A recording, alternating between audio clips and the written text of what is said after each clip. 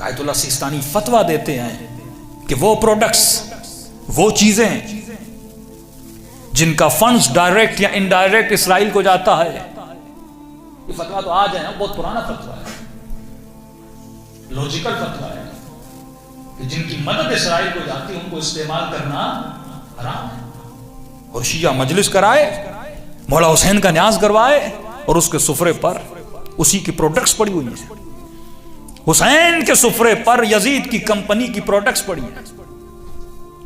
یہ میری اس سسٹم سے دوری ہے. جوان کہتے ہیں مولانا کروں تو کیا کروں؟ انہوں نے اتنا سسٹم کو بھر دیا کہ یہ جوان جب کوئی چیز لینے جاتا ہے اس کو اس کے علاوہ کوئی چیز ملتی نہیں ہے. بھائی ایک پانی ہے، پانی. کیا کر رہے ہیں شیعہ بزنس میں؟ کیا کر رہے ہیں شیعہ انویسٹرز؟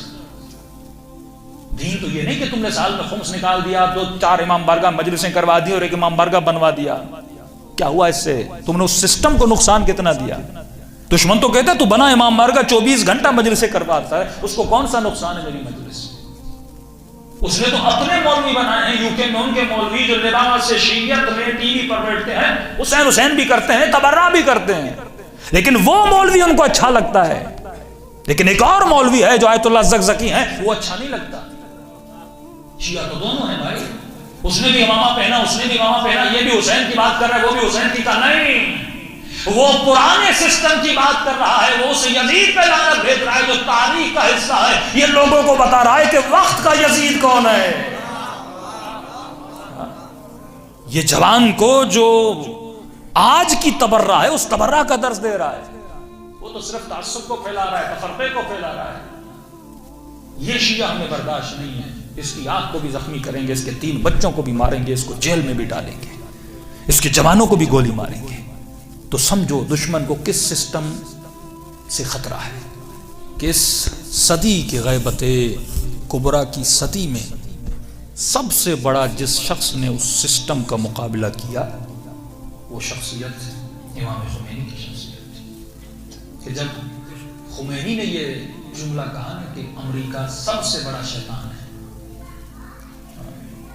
اعراب جاہلی کہتے ہیں کہ جب ہم مسلمان بنے تو ہنستے تھے خود پہ. ارے ہم حبل کی پوجا کرتے تھے، ہم بت پرست تھے، اور آپس میں کہہ رہے تھے کہ جب رات کو سوتے تھے تو عرب کھجور کا حلوہ بناتا تھا، اس کھجور سے ایک بت بناتے تھے. رات کو سونے سے پہلے اس کی عبادت کرتے تھے اور صبح اٹھنے کے بعد جو اپنے خدا کو کھا لیتے تھے. تو ہنس رہے تھے، خود بناتے تھے، خود کھاتے تھے. رسول کو حبل سے، عزا سے خطرہ نہیں تھا. یہ مٹی کے بت محمد کو کیا کرتے ہیں؟ خطرہ تھا اس بت کے پیچھے اس پنڈت سے جو سوچ دے رہا تھا. آج کی تبرہ کو اگر سمجھنا ہے تو آج کے یزید اور ظالم کو سمجھنا ہوگا. خمینی نے آتے ہی کہا کہ امریکہ سب سے بڑا شیطان ہے، کیونکہ شیطان بت بناتا ہے. اس وقت امریکہ سب سے بڑے بت تمہارے جوانوں کے لیے بنا رہا ہے. یہ اپنی فلموں میں جو سپر اسٹارز بنا رہا ہے، یہ کون ہے؟ یہ بت سازی ہے، جن کے ملینز نہیں بلکہ بلینز آف پیپل فالوورز ہیں. آج ایک اسلامی چینل کھولو، کتنے فالوور ہیں؟ اور ٹام کروز اور پتہ نہیں لیڈی گاگا مختلف چیزوں کو جا کر دیکھو، ملینز آف فالوور ہیں لوگوں کے. یہ امریکہ نے بت بنائے، لوگوں کو ان کا فالوور بنایا. سوال یہ ہے کہ تم نے کیا بنایا؟ حسین کے لیے تم نے کیا کیا؟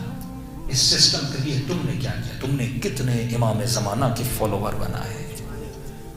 تم نے کتنی سیدہ زینب کی ماننے والی بنائی ہے؟ تو جوان جو 6 گھنٹے ٹی وی پر بیٹھتا ہے، ڈرامے سنتا ہے، تھوڑا بہت میرے اوپر واجب ہے کہ میں ان کو فکر علی اور فکر حسین بتاؤں. کیونکہ علم جتنا ہم دیتے ہیں اتنا ہمارا عقیدہ ہے، ہمارا علم بڑھتا ہے. اور جب تک یہ زبان سنتی مزاج سے نہیں نکلے گا تب تک اس کا ذہن بیدار نہیں ہوگا. صلوات پڑھے محمد و آل محمد.